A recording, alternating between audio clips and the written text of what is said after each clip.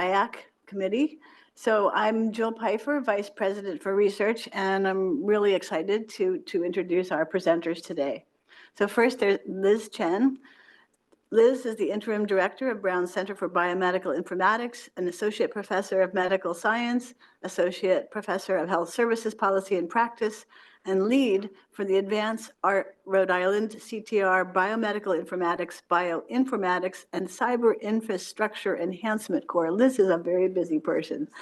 And we have, we're so thrilled to have Eunyoung Cho, Associate Professor and Director of Research in the Department of Dermatology at the Warren Alpert School of Medicine here at Brown, and Associate Professor in the Department of Epidemiology at Brown School of Public Health.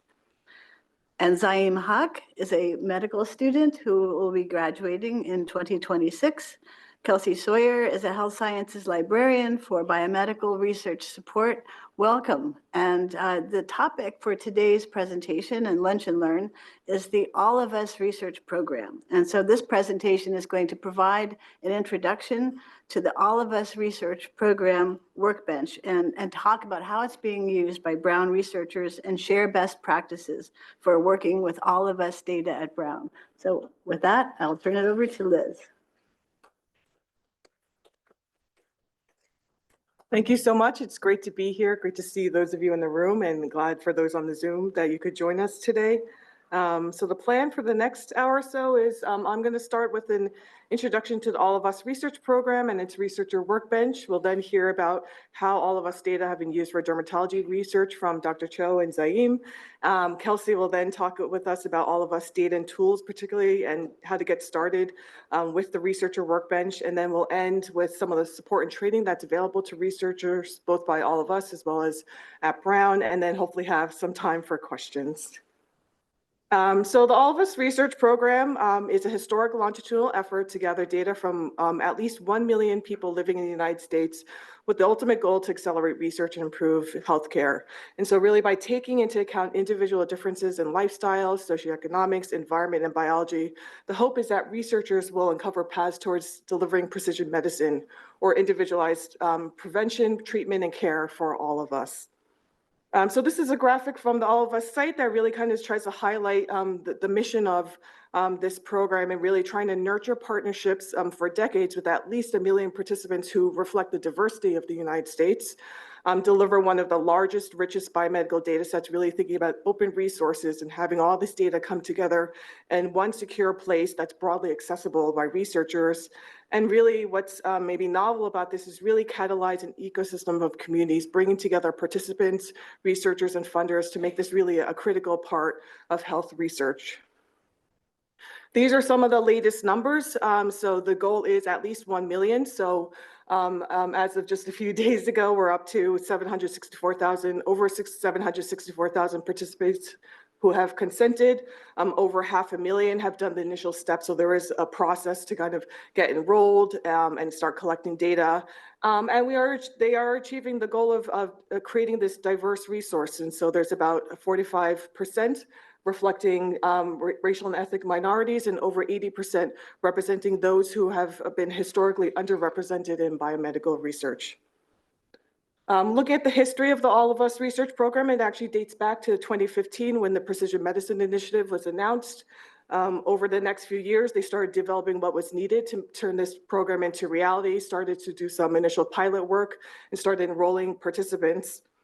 And in 2018, did a national launch. And so we see with the purple circles, that kind of shows the growth in enrollment over the last few years. Some other things to note is that in 2020, the Researcher Workbench was launched, and we're going to hear more about that throughout the presentation today. And the initial genomic data were released in 2022. And this year, they started to develop a core scientific framework really to define research priorities in the years to come now that we have the initial work completed over the last few years.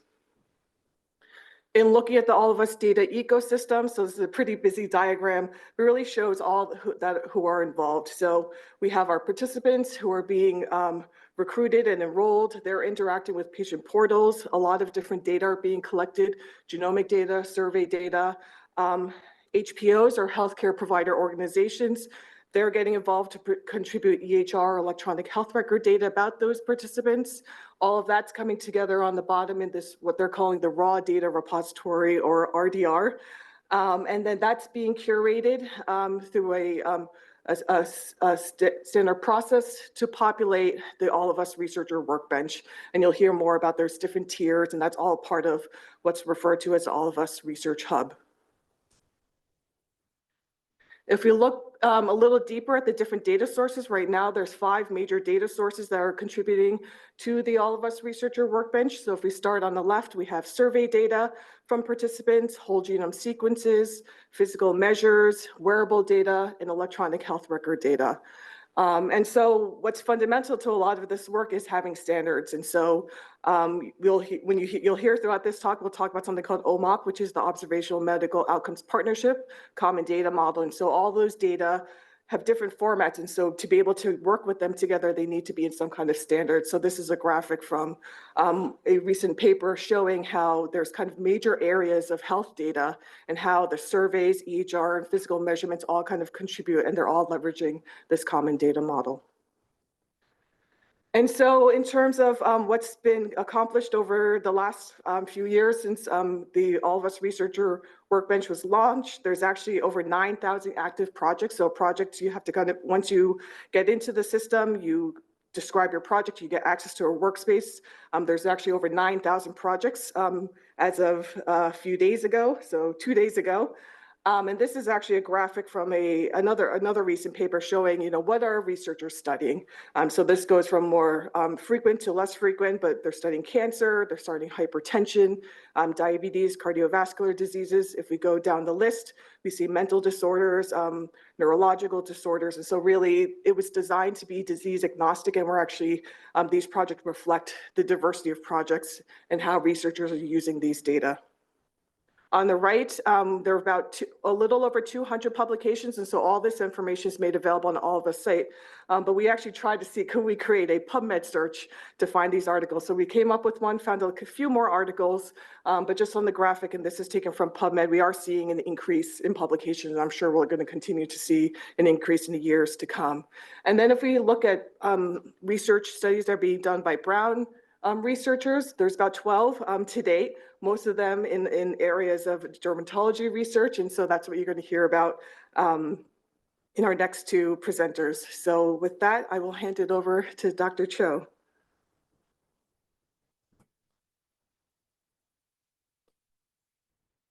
Thank you for the introduction. So I'd like to share how I found this All of Us data and then how I utilize in my research. So I like to start with alopecia areata, which is a hair loss condition which you may be familiar with, but many of you may not heard of.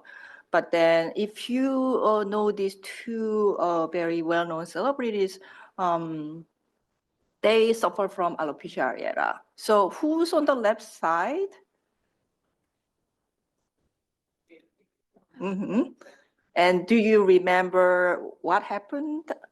That right, the very famous slap incident.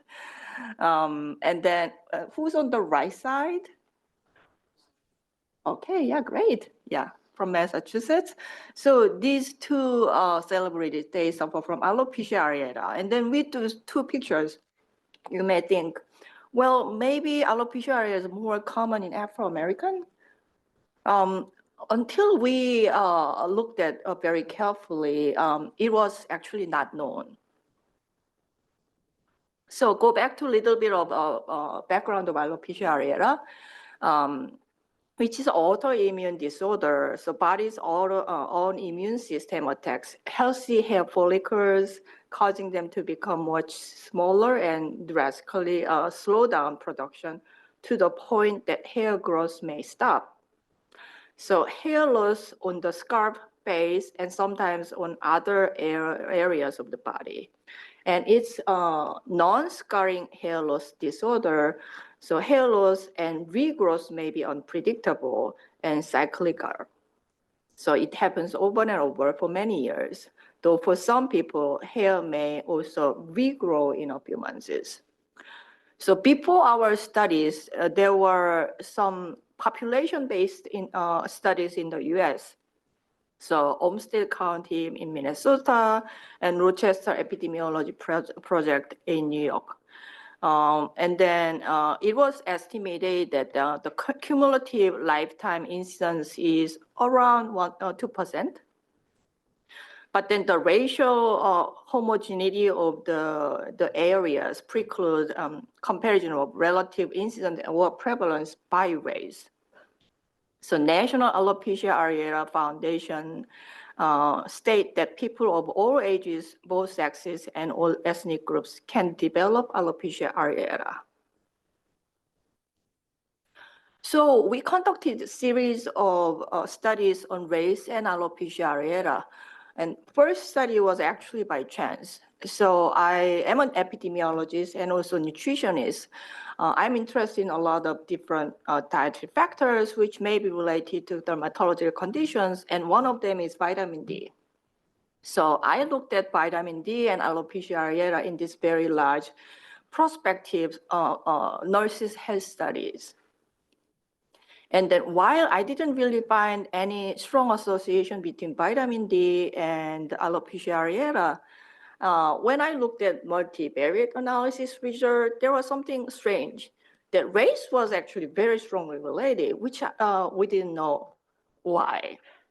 So that's how we report these new findings, that race and alopecia areata. So Afro-American compared to white has a very high risk. And it was in two different populations. So one of my former medical school student, Jordan Thompson, presented in front of dermatologists, alopecia areata expert, but they didn't really believe it. And one of the study limitation was that alopecia areata diagnosis was self-reported. So this study was based on nurses, and they have a lot of medical knowledge.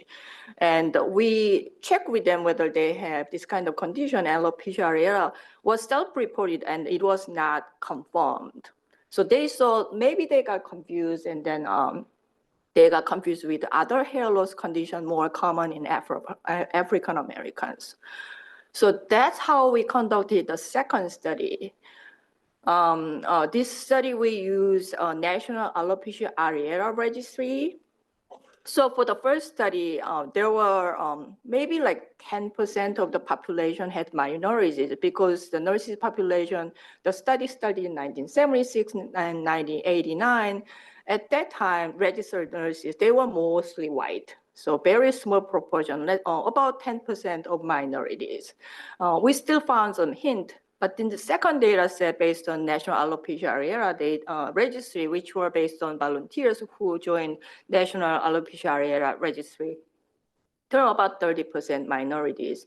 And some of them were confirmed by dermatologists. We still found strong positive association between African American race and alopecia areata compared to white race. So that's around the time when these two the celebrities I mentioned shared their experience with alopecia areata, and a lot of media outlets use our papers. And then our dermatology office were very busy, especially after the Oscar incident. But then I thought maybe we need another study, because people still didn't really believe it. And that's how I found All of Us. So why All of Us is a great study? First, a lot of participants in All of Us, they share their electronic health record, their medical record. So alopecia areata diagnosis is very accurate. It's coming from the clinic or dermatologist office. And then the second thing is they have a very diverse race in the population. So in this population, only about 53% are white. Still, like majority is white, but still the minority proportion is very large. So this is a great population for us to study race and alopecia areata. So the first part is actually the result. We basically confirmed our findings, previous findings from two different data sets, that African American has a higher risk of alopecia areata compared to white. we also found that Hispanics and other races have increased risk of alopecia areata compared to white in this population.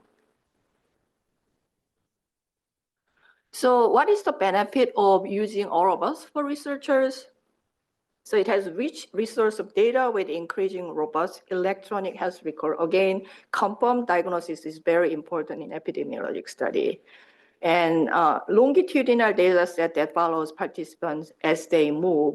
So currently we are at the, I shouldn't say we are, but then we are hoping to be, a recruitment site in Rhode Island. So currently it's mostly cross-sectional at the stage of enrolling the participant. But then NIH is hoping to be that it's longitudinal study in the future. And obviously it has diverse cohort participants. It's not really the representative sample of US, but very focused on this minority population. And data that are cleaned and curated, this is a huge advantage for researchers, especially beginner researchers who are not familiar with data analysis, and has robust computing and analytic tools in secure data environment, and a group of engaged participants who may be eager to participate in ancillary studies. So there's been a lot of ancillary studies going on, genetic studies and dietary studies and COVID-related questionnaires. So there's ample opportunity for the participant to join the ancillary studies. And it's easy to share workspace and analysis. So we have several projects going on in our department using all of us, and one of our medical school students, Zaim, is going to share one of them.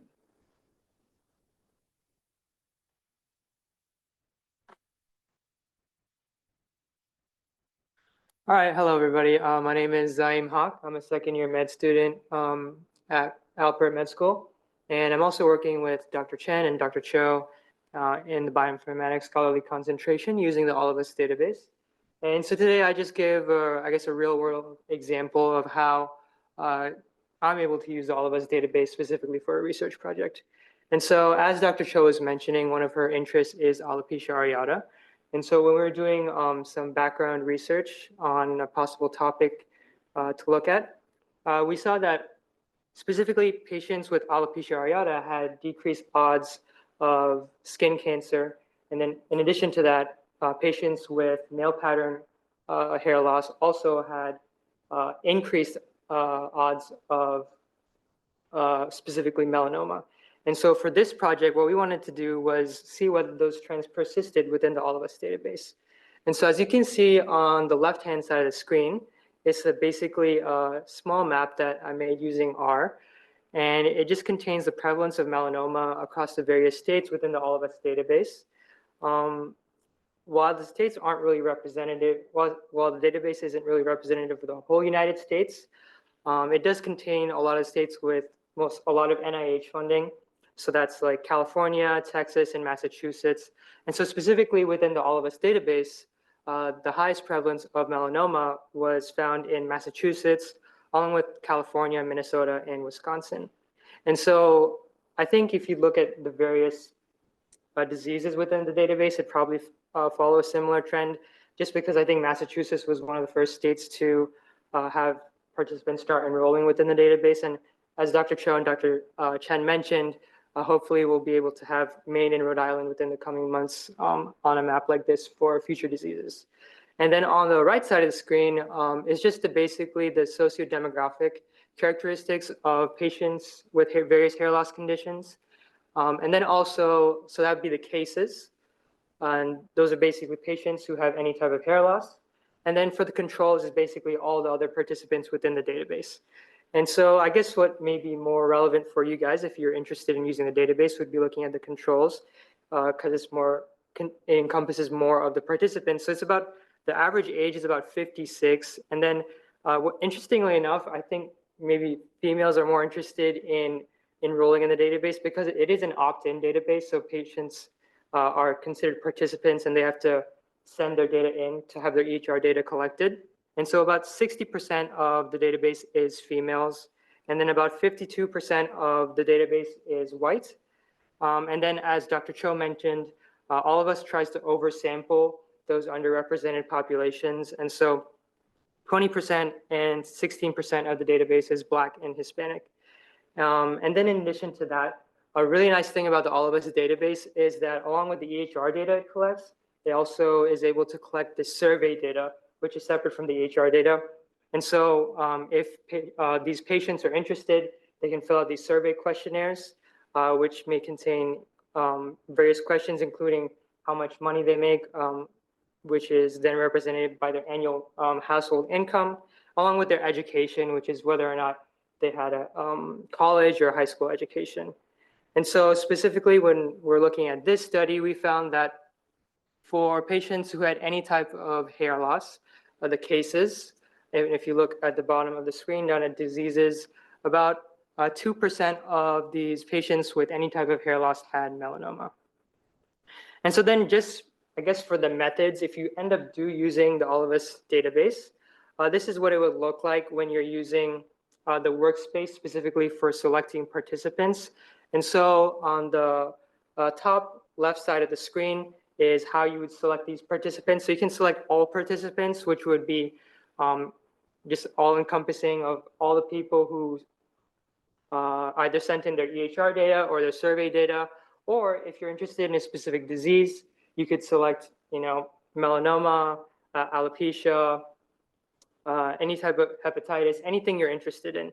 And then say you do select all patients with EHR data, then based off that, you can select a concept set.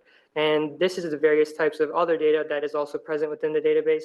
And so you can narrow it down based off the disease or the different surveys that the patients filled out.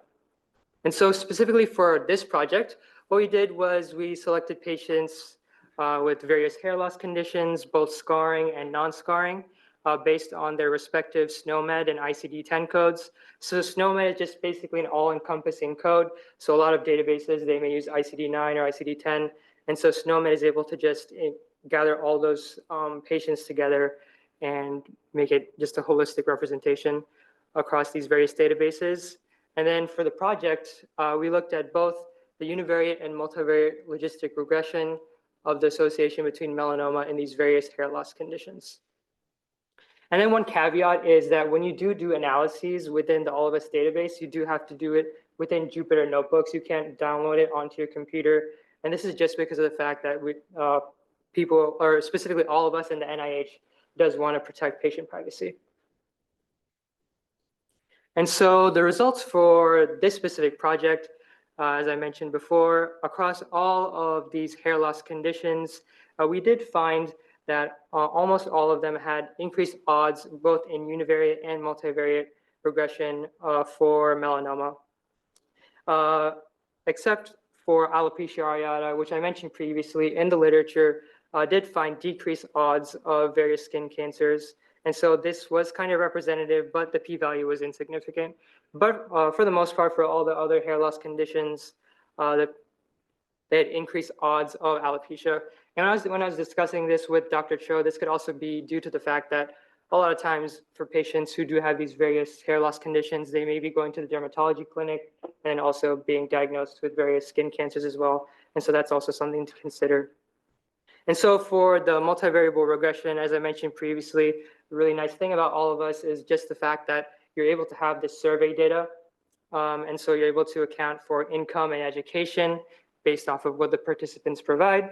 And then also what was really nice is that we had a previous student, Dr. Cho's lab, who had UV exposure quintile data based off of the EPA. And so the EPA has various zip codes and they assign a quintile of UV exposure. And All of Us is also really nice in that it provides this zip code data. And so we were able to assign UV exposure quintile to each participant to account for this in the regression. And so what is the promise for researchers and maybe why you'd be interested in doing it? As Dr. Cho and Dr. Chen mentioned, just the oversampling of these underrepresented populations who may not have their data represented within previous research projects. And so All of Us defines this using this term called UBR, which is underrepresented in biomedical research. And So specifically within this database, the All of Us database, at least 80% of participants have this UBR, and then 44% of the patients do have a UBR of Hispanic or Latino ethnicity. And so, like I mentioned previously, just that oversampling of these underrepresented populations. And then, as Dr. Chen mentioned, this is a relatively new database. It was started underneath the Obama administration. And so the longitudinal aspect isn't there yet, just due to it being such a new database. But along with collecting data on these 1 million participants, All of Us does plan to collect these participant data annually if the patients do opt in. And so that longitudinal aspect is really interesting as well. And then also that biometric and genomic data is also really interesting if you're interested in doing research in that. And so I think that is it.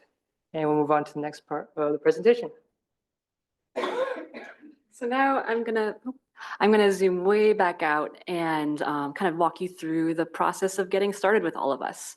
So there are kind of two major arms of the All of Us project. So there's the recruitment aspect of it, where people are they're still recruiting participants, and then there's the research arm of it. And all of the research related material is located in the research hub.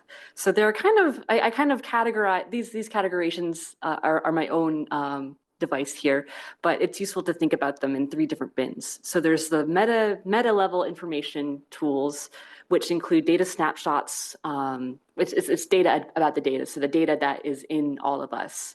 There's a Survey Explorer, which allows you to actually see the survey instruments that collect all of that survey information.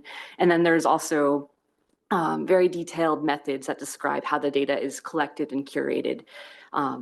Probably most pertinent to you are going to be the researcher's tools. So there is the data browser, which allows you to explore the data at a very high level. All of it is de-identified and aggregated. It's publicly available. You can hop on anytime and take a look at what's in there. I would recommend taking a look at that before you really dive in to the researcher workbench stuff, just to see what's there, see if it's going to be useful for you. And of course, the researcher workbench, that is where you're going to access the more sensitive data. So the individual data that is protected, and you need to go through the registration process to get access to that. There's a really robust user support hub. So I will say I have emailed them a couple times for different things, and I've gotten responses within a couple hours, which I was very surprised by. There's a lot of documentation and videos for pretty much anything you would need. So that's really helpful as a tool, and it's right next to your researcher workbench. There's also a research project directory where you can see all active projects, whether it's just like a test project someone set up or whether it's a full-fledged serious research project. And there's also a publication list where you can see every resulting publication using All of Us data. And both of those outputs, those are required as part of your data use agreement or data user code of conduct. And so you have to register your project in the directory, and you have to report your publication. So those are pretty reliable representations of the All of Us outputs. Just showing the research project directory, you can search by the title or the owner or the scientific question being studied. Just showing what the directory listing looks like. This is a really helpful tool to find collaborators as a researcher, to see what else is happening so you're not reinventing the wheel. But this is also a really important component of All of Us, because thinking about it in the context of trying to recruit these communities that have been underrepresented in research for so long, and kind of addressing that long history of harm, the directory builds in that bit of transparency with the research being done so that anyone can log in and see what is happening with my data. And there's a mechanism to flag projects for review if you want that extra layer of review, or if anyone sees something that could be harmful or problematic. So that is all public and transparent. So looking at the data is basically kind of binned into 3 different access buckets. So there's that public data that you can browse through the data browser. And then the registered and controlled data tiers are only accessed through the researcher workbench. So to get access to these to the control data, you have to be signed up with an institution that has a data use agreement. So just looking at the data browser, it allows you to, the data is kind of binned into different domains, so you can browse the different conditions, drug exposures, labs and measurements, wearables, survey data, or you can also do a general search. So I mean, you can search for SNOMED and ICD and specific codes, but you can also just search text and see what comes up. So I just did a general search for smoking, and you can see what kind of things come up. And when you click into the data, it's very point and click, very user friendly. So I clicked into the question, the survey question, have you smoked at least 100 cigarettes in your life? And then I clicked on the yes answer, and then you can drill down into sort of the high level aggregate view of sex assigned at birth or age when survey was taken. So this is just kind of a way to poke through the data and see what comes up and see what might be there for you. Going back to that researcher workbench, the registered and controlled data tiers. So you sign up for the researcher workbench, and then you create a workspace for each project. The workspace, you can have collaborators join you.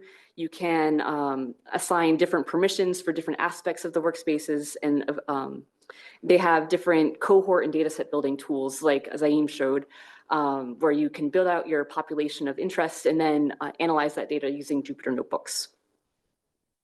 So the registered tier has all of the individual data that you can see in the data browser, but it's individual, of course. And they have a data dictionary where you can go in and see in more detail like the type of data that's contained there.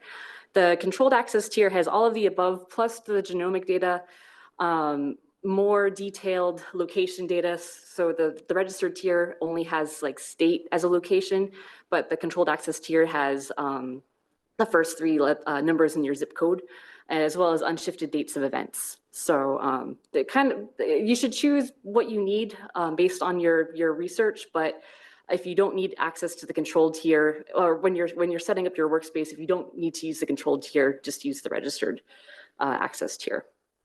So when you're thinking about signing up, I will say the sign up process, they say it should take like an hour or two. It took me maybe like, I don't know, half a day aggregate with all of like the various setbacks I encountered. So it's not a trivial thing to sign up for this.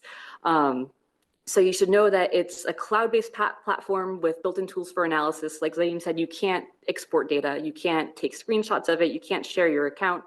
It has to stay there. You have to use Jupyter Notebook to analyze your data, so you can use Python or R. If that is a new technology, there's free for you. There's lots of support built into the research workbench, and we at Brown we also can provide a lot of support just for getting started with Python or R and Jupyter Notebooks as well. And there's also data storage fees and computation fees. So there's an initial $300 that's granted to everyone once you sign up. And I will say, I have been poking around in it for a bit. I don't think I've used $1 yet. So I think that 300 should last you quite a while. But there are cost estimate tools that are available too if you want to cost out your project before you run it. And like I said before, each workspace, when you set it up, it has to be accurately named and described. So you could, in theory, set up like test 1, 2, 3, blah, blah, blah descriptions, but that's not really in the spirit of the project. So do your best to describe what you're going to do so that other people can see and see it in the project directory. So when you actually are ready to get started, you'll want to email Brown's Research and Contracting Office. So they are the ones who manage our data use and registration agreement, and they want to know when you're signing up. If you are a student, you need to identify a faculty mentor at Brown. So you'll want to describe your projects if you have them, or if you're getting ready to do a project, and basically provide them any information that you have. And then you can go ahead and create your researcher workbench account. If you have done anything with like your NIH account in login.gov, it uses the same sort of login.gov mechanism. So for that 2FA authentication, and you will need to take a picture of your license or state ID. You'll need to provide your social security number and a phone number. And there are 2 RCR trainings for each data tier. So for the registered tier and the controlled tier, there are separate trainings, and they take maybe about an hour each. And then you'll sign the data user code of conduct. And just to note, if you are using controlled tier data, you should email the IRB folks, just because that will require local approval too. So I will preface all of this overview by saying that I have sort of a walkthrough here, but I can't show data because it's protected.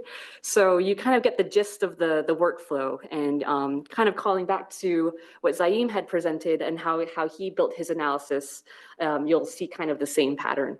So a workspace comes equipped with cohort builder, dataset builder, and then your Jupyter notebook. And you kind of go through the process of kind of narrowing in what you're looking at. So like I said earlier, you can invite other people to join and collaborate on your workspace, and you can set permissions accordingly on different parts. Maybe someone is working with you on your cohort builder, another person's doing Jupyter analysis. And so you can kind of control access that way. When you set up your workspace, you'll name it and describe it for the directory. And there's also a little checkbox where you can request review by the Research Access Board if you are working with an underrepresented population and you want to just have another set of eyes to make sure your research won't inadvertently stigmatize participants or communities. You can do that. You can basically check that box and get started. It doesn't really, you don't have to like wait for like a hearing or anything like that. So just is basically what it looks like. You set up your workspace name, you decide what access tier you want, and you can see the billing stuff down here, which obviously I've got plenty of money. And then you can move on and set up your cohort. So this is great. If you are, I should also say, if you are like a bioinformatics whiz, you can skip all of the builder stuff and like go right into coding if you know what you're doing. These tools are for people who are getting used to this sort of research, like me. So this is the cohort builder, is where you can identify your inclusion and exclusion criteria for participant data. So you can say what diseases or what drug exposures or basically what types of information you want to pull. It's pretty granular, so you can add modifying criteria. So maybe you want to find people with depression who have been prescribed a certain drug, maybe within the month of diagnosis. So you can kind of make it very specific. And then you can also create a sample or review set to kind of see what you're going to get before you end up at the end of the pipeline. So you can kind of see where things stand in process before moving on to the next step. And so this is just a quick look of what the interface looks like. So you can search first like the specific SNOMED or the code, but you can also just look for in this example, I did psoriatic arthritis, and you can see that there are results both in the conditions and observations domain. So you can kind of click through and get your criteria set up that way. And so once your cohort is arranged, you can go through and use the dataset builder to identify just the pieces of information that you want to analyze. So you'll have your cohort, but looking back at all of the information that gets pulled or that gets gathered, you don't necessarily want to like look at everyone's Fitbit data or survey information that isn't relevant to your question. So here is where you identify the pieces of data that you are actually going to analyze. So so you won't crash your Jupyter notebook with all of the massive amounts of data getting pulled and analyzed there. So you can kind of think about it. I honestly, I thought this was a bit confusing when I first looked at it, but if you think about it in terms of making a spreadsheet, so you select your cohorts as like the general pool of people that you're pulling from. And then if you think about your concept set as just a row of information. So for each person having data in this this spreadsheet, each row is going to be the lifestyle survey I selected here, and in every column is going to be an answer to a particular question. So here's where I kind of just selected just the data that I wanted. So in my example, I did smoking and psoriatic arthritis. I have no idea if that's actually like a reasonable topic or if there's fruit there, but that's just what I chose. And so I chose the lifestyle survey because it has a question about smoking. And I can't show you what I got because it's protected. So then there is, once you're done building your data set, it basically builds a query for you and dumps it into Jupyter.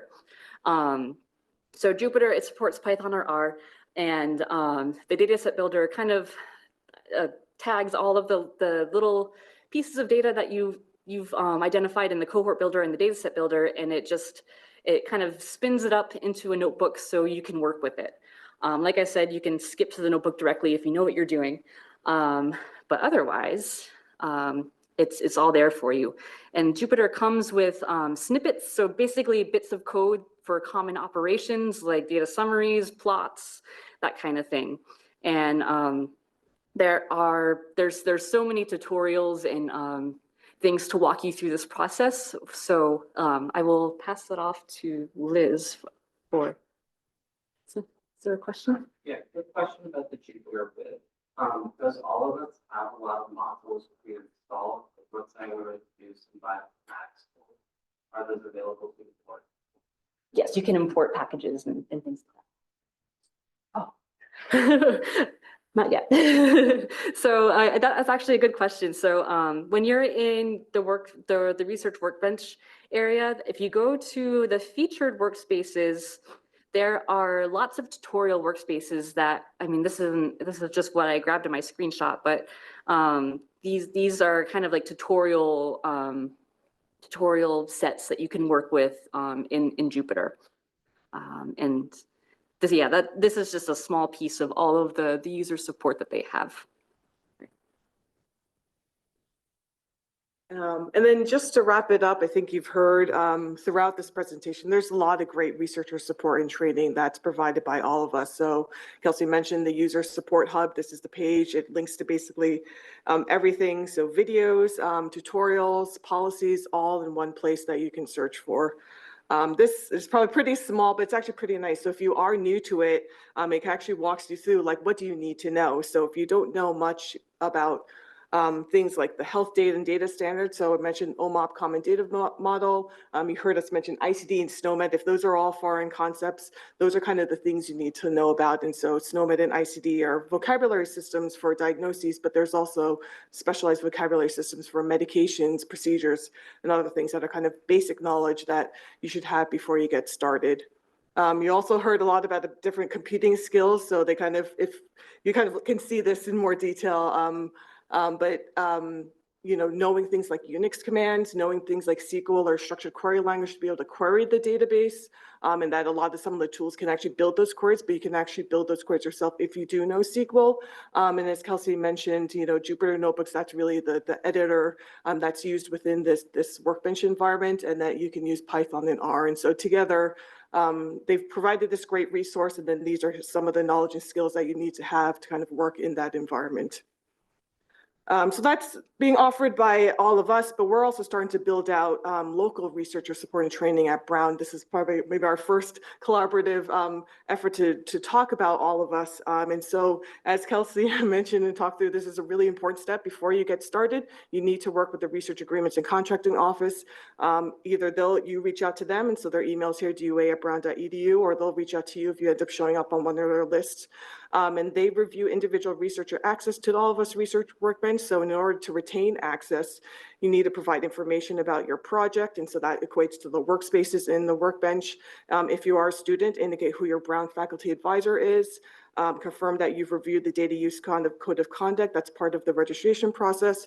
And also make sure you reach out to the Brown IRB if you're going to be using the controlled tier access. And I think Kelsey put it well, like really think about what you need. And so you might be fine with starting with the registered tier, and then think about maybe a next step would be to access those controlled tier data. As I mentioned, we are starting to work together. So with the library and the Center for Biomedical Informatics and Advance RI-CTR working together to provide local researcher support and training. So we have forthcoming a library guide that we hope to share in the coming weeks or months.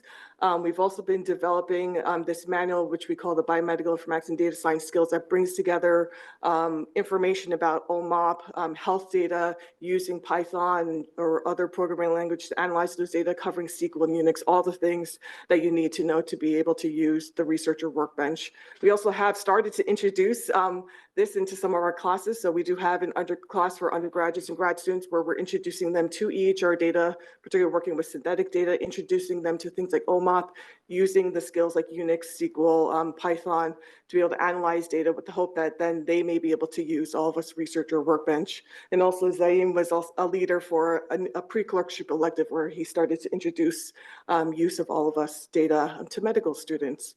So we are starting to build capacity locally at Brown to be able to do studies with all of us data. And also to mention, there are lots of resources across campus. So within the Center for Computation and Visualization, they offer bootcamp. They maintain the OSCAR environment and where you can actually use Python and R and Jupyter notebooks. They offer trainings there. They also collaborate with the Data Science Institute as well as the Carney Institute to offer workshops, the data science, computation, and visualization workshops. And they have, I think, weekly workshops where they cover things like Jupyter, Python, and R. So really the computing skills that you need to know to be able to work in all of Us Researcher Workbench. So with that, I think we'd like to thank you. Our contact information is there on the left, and on the right, as I mentioned, we're really trying to build out support working together.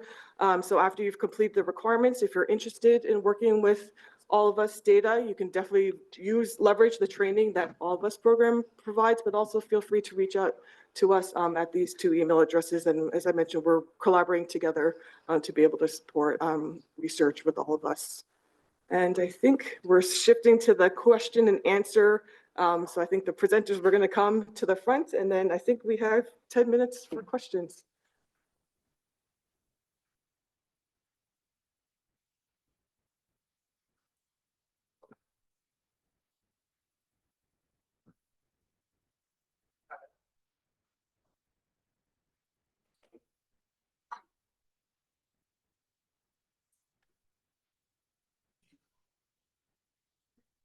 Are there any questions in the room?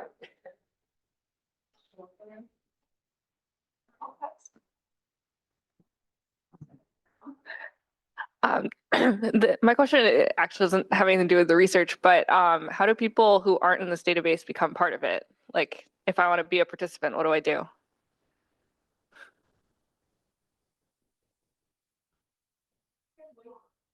Maybe you can wait a little bit so that we can start recruiting for that, and hopefully, starting this year,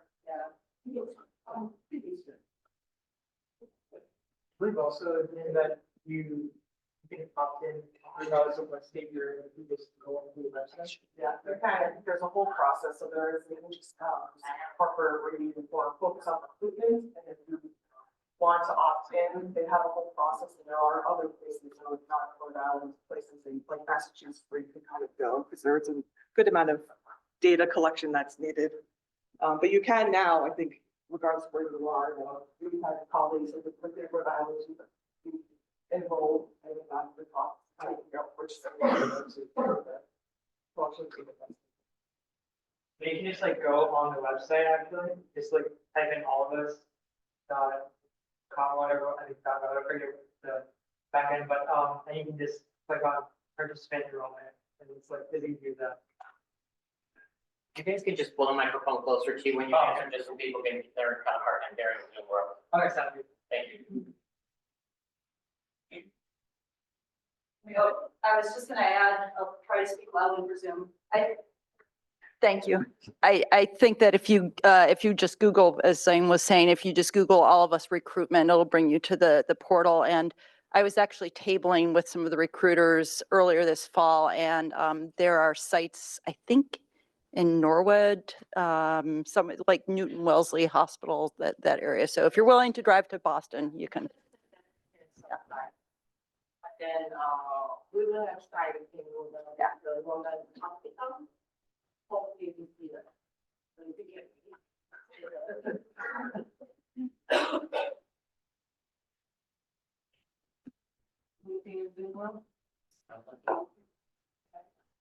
Any other questions in the room?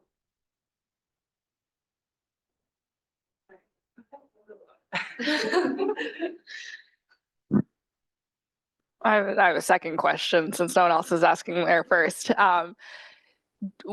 Does the All of Us database cover like across the lifespan? So like from newborns all the way to old, 100-year-old people? And what have people, if so, what have people kind of done with that data? So I think it's both, it's the data right now.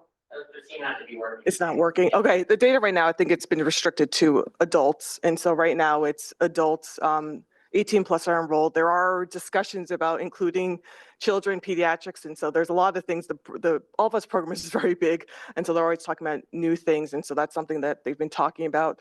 The data, it's various, depending on the data type, as Zaim was mentioning, it's relatively new.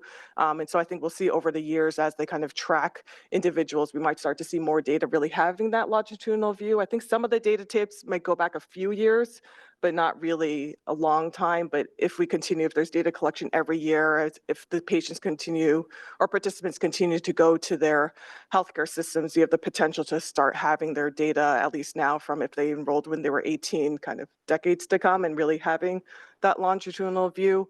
Yeah, I don't know if there's other things that. Yeah, the inclusion criteria is very broad.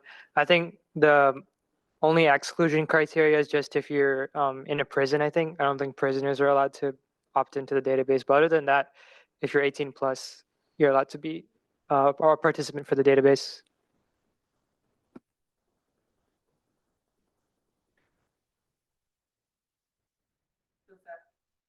Does that mean that minors are not included? Can they be opted in by a consenting adult? So Orbis is very interested in starting recruiting minorities, but I think they like to achieve this 1 million goal for the adult first, and then move on to minority, minors. Yeah. Thank you.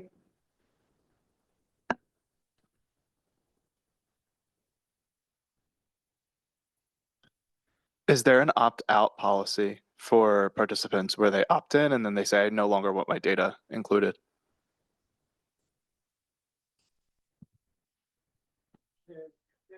Yeah, it's like you can once you send in your EHR data and you opt into that, it's collected once a year, but you can opt out of that at your voluntary will.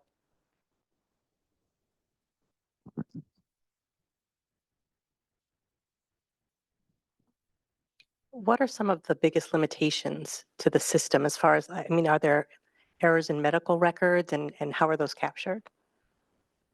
I think EHR data, I mean, is well known to have issues. So, I mean, some of the things not just limited to the All of Us Researcher Workbench, but there's other large repositories like it. So another one that's relatively new is National COVID Cohort Collaborative, N3C. And so there's things where, oftentimes we'll talk with researchers and talk about missing this, but there's sometimes they don't document that you don't have a condition. So usually in EHR data, it's like you have this list of conditions, you have these list of problems, but then we're asked, oh, do they not have, you don't record that they don't have something. So that's something we kind of struggle with. Like, is it missing data or is it that the participant doesn't have that condition? So it has, I think the things that you would kind of see with EHR data more generally. It does address a lot of the issues we see. EHR data can be very messy. And so adopting common data models like OMOP, that's one of the advantages, is that your data are very, I think we've heard from the panelists or the speakers, that's very nice curated. So it's relatively clean than what you see in EHR data. But sometimes things to know about EHR data is, diagnoses and problems can be captured in different parts of the chart. So, depending on where they're getting it from, you only have certain data. there's a lot of great rich information, particularly related to social determinants of health that oftentimes are only in notes. And so they've actually been starting to talk about sharing notes, but that's also concerning because there can be a lot of protected information in there. And so they've been talking about starting to introduce those things. And so I think we'll start to see things over time, but I think doing this research, just knowing there are going to be those limitations, and those are important things to be able to highlight when you publish on them. And so data quality is also another big area, is talking about what's the quality, understanding what you're using, survey questionnaire data versus EHR data versus genomic data. They all have their pros and cons. And so I think that's just something researchers, as they're working with it, just to be aware of and to acknowledge. Others? So I briefly mentioned in my presentation, but then all of us data does not represent US population. So there are some other data which actually probably represent US population, but all of us is not designed to do it, even if it is a very large data set. So sometimes when you publish this data, some reviewers may bring up, oh, it doesn't really represent US population.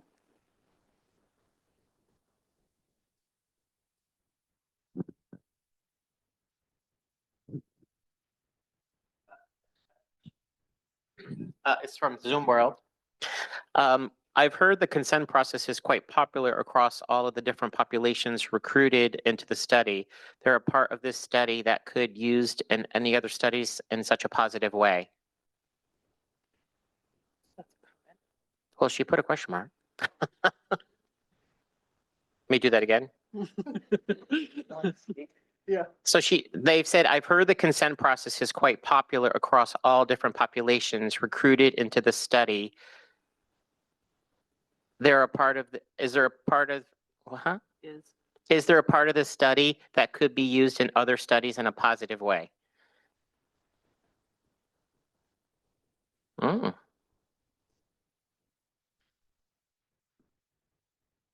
Well, there's a lot of ancillary studies still going on, and then the participant has a lot of opportunity to join these smaller sub-studies.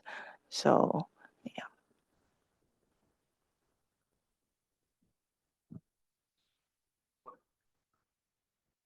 All right, well, it's 1 o'clock, so thank you so much for coming in. We really appreciate it. Your presentation was really informative, and it's got a lot of people excited from the research end to the participant end. We're already lining up to sign up, so thank you so much. Is there a way that anyone who might have further questions that didn't get a chance to ask, contact you? Oh, it's right on the screen, everyone. Thank you so much.